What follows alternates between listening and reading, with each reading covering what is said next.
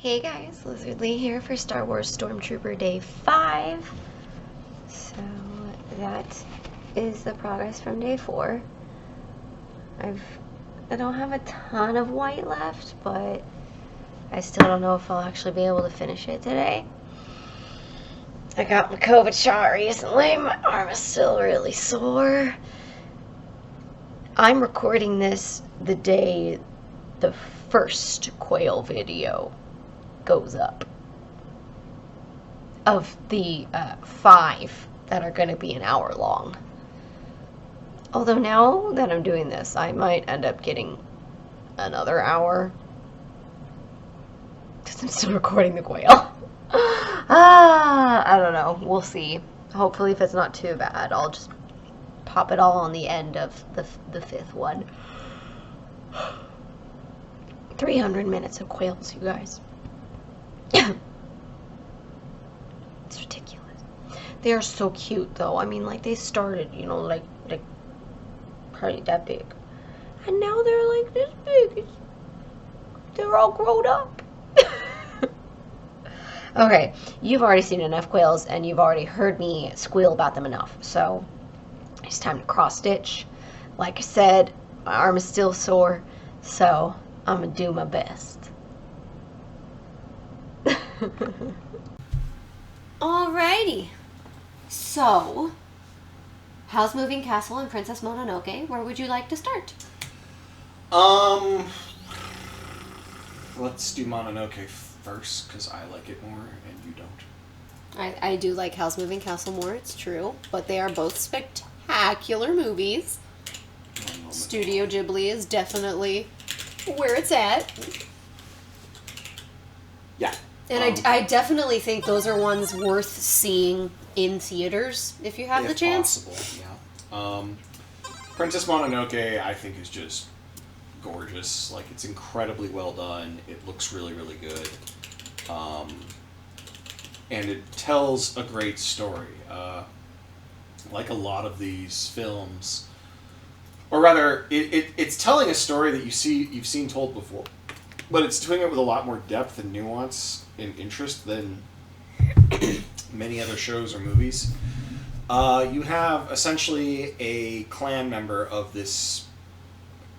I've looked this up, so I might be quoting it wrong, or I've seen this as trivia somewhere, that basically the clan that he's a part of in the era of Japan that they're supposed to be in, like, really shouldn't exist anymore. They were like, it's sort of like, I don't know a good cultural example, but just the idea that they would have gone, not exactly extinct, but the culture. I mean, they were like super secluded from everybody else. That's the idea, is that they're so hidden that they're the only ones left, and that's why they're so in tune with the spirits and all this other stuff. So either way, he's defending his village when from this huge monster covered in like slithering nonsense, and while attacking it, it turns out it's sort of like a boar forest spirit, like this giant boar. And covered in those sludge type monster. And the sludge stuff gets on his arm. And so after killing the boar, it's determined that his destiny lies elsewhere, and he has to basically cut his top knot, which is like a thing, and leave the village forever to never return, and that the infection on his arm is going to kill him. Yeah. So he, takes this very stoically and goes, okay, I will go journey to wherever this came from, because they also find this hunk of metal in the boar that, like, cursed him. Iron, specifically. So... Him and his elk friend. Well, I was going to say, before I even go farther, it's a movie that's worth seeing. Like, before I spoil the rest of it...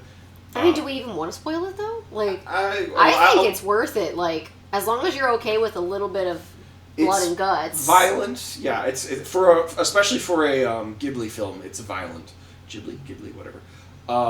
But it's still not... It's not hyper-violent, but it is surprisingly violent or disturbing at moments. There's like 2 or 3 scenes that are just like, oh, wow, we're not screwing around. Mm-hmm.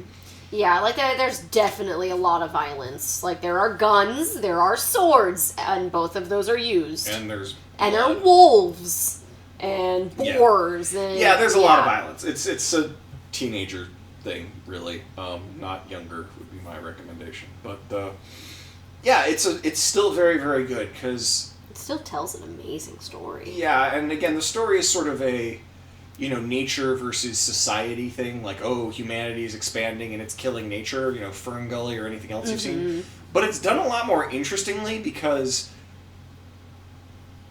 even the most objectively bad person in the story is... morally gray at worst. Yeah, he's he's definitely morally gray. Hell, I'd even say he's a bad person, but he's just basically money motivated and not in a... He's mustache twirlingly evil without the mustache twirling is kind of the way I think of it, where like, yes, he is definitely not a good person, but he's just doing what he was told to do for money. And he has no compunctions about that, whatever it takes. And he does some very evil things because of that, but he's not even portrayed as the main antagonist in many ways. He's sort of a force behind what's going on, but still not even the main antagonist. I literally forgot about him until you mentioned him. Right, and the main antagonist is either not even in the movie, because it's his boss, technically, or you could say it's this other person who is definitely... You understand where she's coming from. In the sense that she is not, even though she's kind of, like, in any other movie like this, they would immediately just like, oh, she's the bad one, she's doing like this, every that. single choice she ever makes would be super evil. Yeah. Versus you see she's actually one of the kindest people Yeah. in her village. Or at least, like, she cares about everyone in the village. Yes. She isn't like, oh, you're useless, you can't help, you can't do anything. She is compassionate about the people she's protecting. Yes. Everybody. And she's, very outside the norm. She is not only compassionate about the people she's protecting, but she's gone out of the way to protect those who could not protect themselves. She is helping people who could not help themselves or who struggled to because of society. And again, I don't want to spoil much, but like, it's, It's nuanced. Yeah, it's very well done. Like, and these are two groups, like, one of them you're like, oh, okay, kind of whatever, but the other one you're like, oh, yeah, they definitely would not be welcomed by anyone. Anybody. Literally no one else would ever accept them. Even in this day and age, I feel like a lot of people would turn them away. I mean, if it were still a problem, that's kind of the thing with that. But yeah. Well, that's what I'm saying. Like, if it suddenly popped up again, I feel like it'd be it like... still exists, but we can treat it. But yeah, I get what you're saying. It's a disease, spoilers. That's not a huge spoiler. And a bad one. Yeah, if you know anything about history, context clues would get you there. Yeah. And that's not really a big spoiler. It's, they show you the moment it happens. It's not like... But anyways, the point is yeah, it's a really good story. It has beautiful animation. Every scene is great. It's got great voice acting. It's got Keith David and Billy Bob Thornton and I forget who the main characters are. Oh gosh, I don't remember. I always forget because I'm not good at voice acting. But it's like top 2 for me. It's like 1 or 2 depending on the day for me of the Ghibli films, and it's easily way up there in all of my stuff. I saw it at a influential age, but even rewatching it as an adult, it's just incredibly good. John DiMaggio. Yeah, DiMaggio. Claire Danes. John DeMita. Debbie Derryberry. Julia Fletcher. Minnie Driver. Oh, yeah. David Rasner. Sherry Lynn. John Hostetter. There's a lot of people. Yeah, Ghibli gets that kind of... Especially by this point, Ghibli was getting the names. So yeah, I cannot... say enough about it. I could ramble off the whole story, but I really don't want to spoil it. What? You look... Jada Pinkett Smith? Yes. Who is she? You know what? It actually doesn't say. I'll look it up. I knew this because of something else that came up recently. Smith. What's the... Or what's it called? Mononoke. Princess Mononoke. Yeah. Oh, she was one of the women. Okay. Yes. I was gonna say, yeah, she's one of the characters. Yeah, Opie. she's the main one. That one. The main one of the women. Yeah. Not the villainous lady we were talking about. Yeah. And yeah, that's the other thing now that I see her and remember that like, yeah, there's a lot of memorable characters, even if they're just side characters. Well, yeah, and they still like actually have like little... That you understand who they are, you understand their purpose, you understand what they're worried about. And again, like, it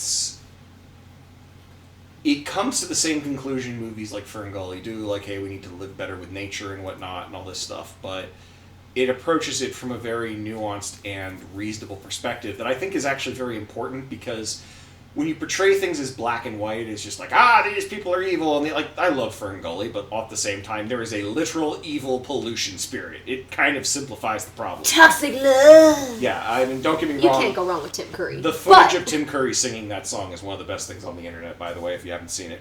I don't think I've seen that. He's in a jacket with like a glass of scotch, like groove into it. It's great. Oh my god, I have to see this. I love Tim Curry. Yeah, it's him recording it. He's feeling it when he sings.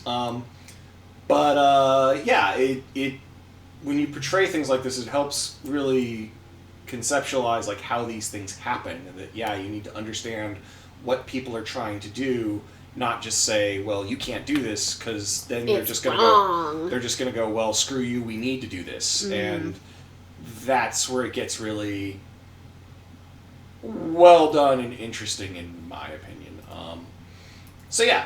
Is good movie, much good, very much. Do watch, yada yada yada, 5 out of 5. And so Did we talk about Mononoke herself at all? No, not really. 'Cause that's kind of a thing. Like that's where I was like, I don't know how far to get into the synopsis, if I should go until she's introduced. But like, I mean, there is a girl in the movie, and just like every other Miyazaki film, she's a badass. every woman in the movie is a badass. Yes, but she in particular. Okay, she is what Mowgli is to the Jungle Book. She grew up with wolves and It's is a much badass. more. Oh, it's a much darker story, but or at least from what the Disney's portrayal is of it. I don't know if there's an original that's super dark. I don't remember. But yeah, she's raised by wolves and she's awesome. Yeah. And yeah, it's so.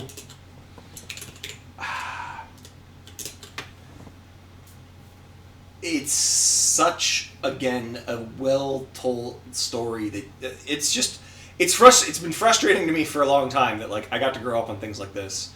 And so I have these kind of high standards when it comes to these kinds of stories because I've seen it executed so well. And when you see it done, like Mediocre. Avatar, not the... Oh, the one that's a blue copy people. of Pocahontas? Yeah. Or, to me, Ferngully.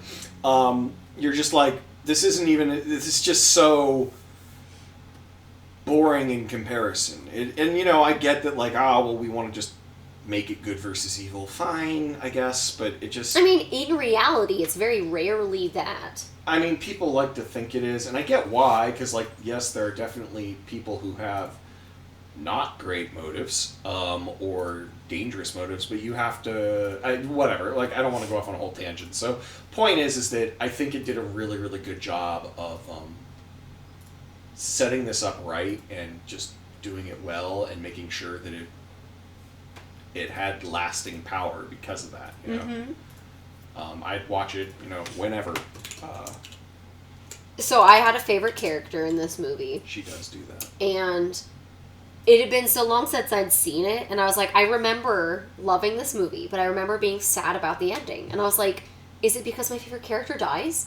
So I turned to DJ and I was like, oh my god, DJ, does so-and-so die? And he's like, no, I don't think so. And I was like, oh my god, I swear to god, if he dies, I'm gonna cry right here in the theater. She probably threatened my life. Probably, I do that when you lie to me. I don't lie to you, I forget. Okay, I do lie to you sometimes, but usually I forget. You admit it. And my favorite character did not die in this movie. But I still cried a little about my favorite character because it's something that happened. But didn't die, that's what matters. They did make it through. Yes, they did. Would you like to move on to Howls? Sure. That is my favorite Studio Ghibli film. So, why don't you tell the summary? Because I'm not good at those. But I believe in you. This one's your favorite. It is, but I'm not good at those. Okay. Sophie, yeah, Sophie's choice. Now, you haven't seen that movie. I haven't. So Sophie goes and basically ticks off a witch, for lack of a better word. The end. No, it's more that there's sort of like an... Oh my god, they have such a meet cute, and you just skipped the meet cute entirely. You mean to say meet cute? Yes, meet cute. It's what it's called. MEET space CUTE. It's meet cute. So Sophie decides to go out to the town, and she's being accosted by these guards who are being super creepy. And Hal comes up and he's like, "Oh, there you are, darling. You know, we can head out now." And he puts his arm around her and they start walking away. And it's super cute. It's me cute. And that, ladies and gentlemen, is how you get someone to do something by doing it so badly they correct you. Yeah, I knew that's what you were going for. But still. Also, I couldn't remember. But, Well, no, so they're walking off, and then he turns to her and he's like, "I don't want you to be worried, but I am being followed." And she's just like, "Wait, what?" And he's like, "Oh, yeah, it's okay, don't worry about it." And he puts his hands down, and he has her grab onto his hands, and his arms are still around her, so it's still really cute. And then he leaps into the air, and they just start walking above all of the buildings and above everybody else. And he sets her down on a balcony, and like, their hands just slowly go, separate. And he's like, "All right, you should be safe, but stay indoors for a little while. I'm going to chase them all off." And that's how he met Hal, the wizard that is going to steal her heart if she were pretty. But she doesn't think she is, and so no one will steal her that's heart. right, yes, because they all have that rumor? Like, Yeah, they're all like, "Oh, if you're pretty, Hal's going to steal your heart." Which, like, we haven't... Like, I don't think that ever actually... Like, there's no justification for that rumor that we see, to my memory. I mean, I guess- he's a bombshell. I'm sure he goes out and he Oh, meets yeah, the but, like, ladies. given that he's a literal wizard, it's implied, or at least I took it to be implied, a little more literal than just, like, oh, he's a heartbreaker, as opposed I mean, to, like... if you talk to the Witch of the Waste, yeah. Yeah. But she's a wuss. So either way... She was actually a really interesting villain. How in much my further opinion. do you want to go on the plot? Because just like Mononoke, I'm not sure if it's worth spoiling. Well, I mean, I don't think it's spoiling to say what curse she's under. Yeah, okay, well, I don't... It happens within the first 5 minutes of the movie. It does, yes. Or maybe 10, but still. Still. It's like a tiny fraction. Teeny tiny. So, she gets back home eventually, and she works in a hat shop. So, you see her lock the door, and then turn around, and she's going to start cleaning when the door opens, and this just huge woman in this gigantic black coat is She just... reminds me of the bad guy from Men in Black in the skin suit.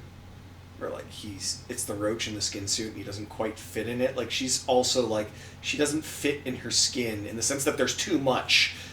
Like, she's strained. She has a lot of excess skin. Yeah, and it's like... It is definitely embellished later on to Yes. be even worse. Yes. Yeah.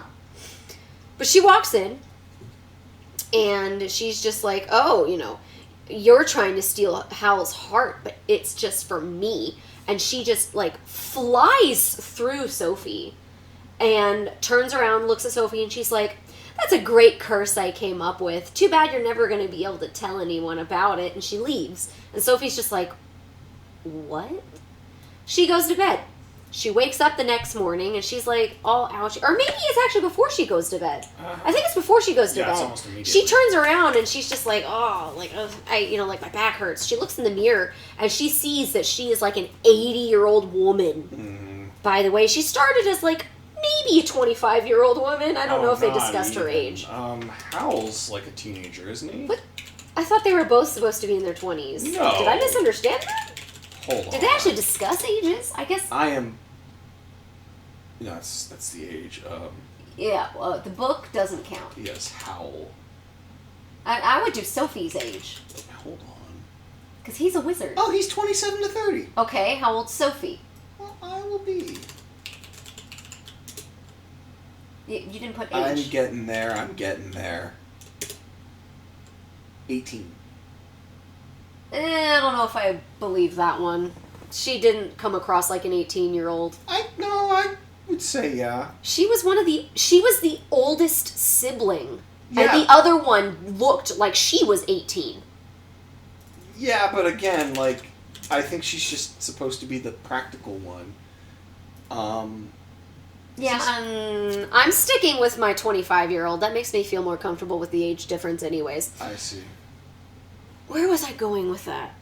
Oh, right. So she ages, 50, 60 years in an instant. And she's just like, I've got to remain calm!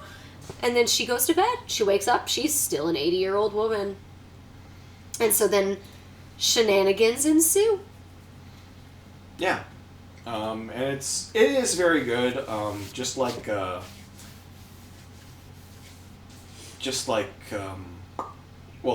Ghibli, it's beautifully animated. Oh, yeah. This one is my favorite. The castle is very cool. Every single scene, especially the scene of Hal's room, though, every time it comes up, I noticed something new. Yeah. Like, I've watched this movie, okay, if we're safe, 10 times. Prior to us just going to see it in theater. And we went, and I was like, oh my goodness. There's a string of, like, what looks like little Mario mushrooms. You know, they're red and white, and they're spotted. And I had never noticed them before. Like, it's spectacular. It's a very how many cool scene. details they can fit into this movie. And, like, those mushrooms were not the focal point of the scene. Like, the first time I watched it, I was looking, you know, at Howl. And ever since, I look everywhere else, and it's just like, they animated so many things that are in the foreground that you're only gonna notice on a second or third watch. And I feel like a lot of things aren't willing to do that. Especially because a lot of people get, like, really worried that the audience is gonna focus on the wrong thing, that they don't want it to be a busy scene. Yeah. But yeah, no, I mean, I'm not going to go into detail on that, but I think it's all gorgeous, so, you know, it doesn't really matter. Calcifer is great. Calcifer is my favorite sidekick ever. I almost said my favorite line from the movie, but you have to watch the movie, because if I say the line, it may not be as funny when you actually hear it. And it's just, I'm not okay with that. Yeah, Christian Bale, Billy Crystal. Let me get the English. They had 2 separate voice actresses for Sophie. They had one for the young Sophie and one for the old Sophie. And they made that seamless. Yeah. Tayaka Kimura. What is it? Emily Mortimer and... Chico Bashio. No, Blythe Danner. That's old. No! That's Solomon. Yeah. Sophie No, who right is... here. Sophie. That was older Sophie? Yes. In English? Yes. Pretty sure. I don't know on that one. It's hard to find because this thing's being stupid. I hate the internet these days. It used to be easy. Okay, this is definitely the Japanese one. Yeah. So it's not her. Ugh. Hold, please. Because, like, I was about to say, I was like, I watched the behind the scenes because I bought the DVD, and I swear it was Grandmother not... Sophie is Gene Simmons. Hal is Christian Bale. Witch of the Waste is Lauren Bacall. Madam Sutherland is Blythe Danner. Young Sophie is Emily Mortimer. Markle is Josh Hutcherson. And Billy Crystal. All right, Josh Hutcherson. Also Crispin Freeman, Mark Silverman, Mary Devon, Liliana Mummy. Who was Crispin Freeman? Turnip. Oh! Aww. Mm-hmm. Oh, he did Naruto. What? He's He's a voice in Naruto. Yeah. Itachi. I was about to say, Naruto was a woman and in more English. importantly, he did one in Code Geass. Yeah. Yeah. I have his signature. I met him. I know. So, Hal makes reference to war. There are airships. I don't think there's any blood. I don't think there's any blood. There's one, rough scene of, watching a... we've mentioned it and everything. So, obviously, Miyazaki is very anti-war because he, lived through, I think, the end of World War II. And I don't know his stance on, what Japan was doing in that time, but I think he's just in general against it. So there's he's anti-war. Yeah, that so is there's just definitely some major scenes of, basically the equivalent of the fire bombings that occurred in Japan. you don't see anyone Yeah, actually you're get not- hurt. you're- You know, but like you you do see it see from them. a very far distance. You see them but fly you over can the city, see dropping that this bombs city everywhere. is lighting up.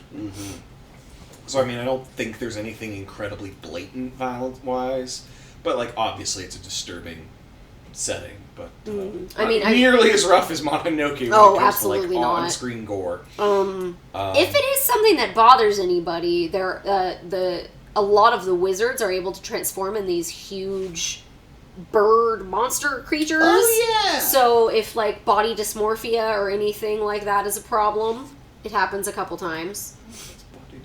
Well, I don't know think what that's you the mean. right word I either, was gonna because say, that's like- specifically like when you feel like you're not in the right body. You look at yourself and it looks wrong. But I mean, you know, like there are scenes when they're transitioning from a human into that bird and vice versa. So Body horrors. body horror. Yeah. There we go. Thank you. I knew I had the wrong thing. Yeah, but either way, it's not, like, horribly bad, where it's... Oh yeah, no. But if that is something that bothers somebody, I want that to be noted. Yeah, either Because way. it's my favorite Studio Ghibli film. I don't want someone to watch it and then freak out and be upset about it. It's also interesting in that, again, it's a story I've seen a million times, but it's very, very well done in kind of the opposite direction of Mononoke, whereas Mononoke, everyone's, you know, gray or understandable or whatnot. There's definitely just some out-and-out evil people in this one, but they're still very understated in their evil, in that, like, it's implied that basically the war that's going on is... Well, again, I don't want to get into huge spoiler territory. Not that that part is particularly spoilerish, but again, watch the movie. But, you know, there's at least one character I can think of who's just not a good person. Well, maybe she has more reasons than I'm remembering. Because Things. I don't want to Don't say it'll spoil it. spoil the end of the Yeah. movie. Yeah, don't so spoil Okay, fine. So I'm misremembering as part of it, but even still, like, it's very... It's not trying to be as nuanced as Mononoke, in my memory at least. I mean, I would actually argue it's the opposite of Mononoke, as in like everyone is a good guy.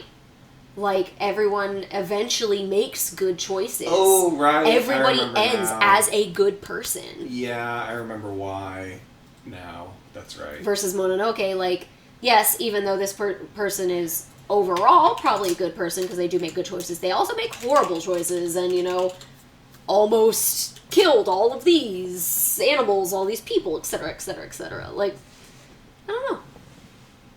Princess Mononoke is just amazing. And so is House Moving Castle. So I would recommend both of them.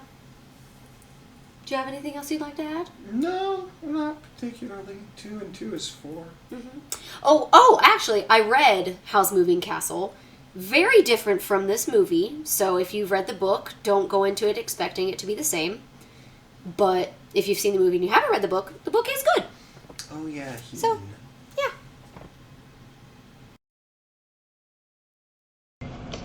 And that is the end of Star Wars Stormtrooper Day 5. I got 1 hour and 34 minutes of footage, which for sick Liz is a lot. And just for Liz lately, honestly.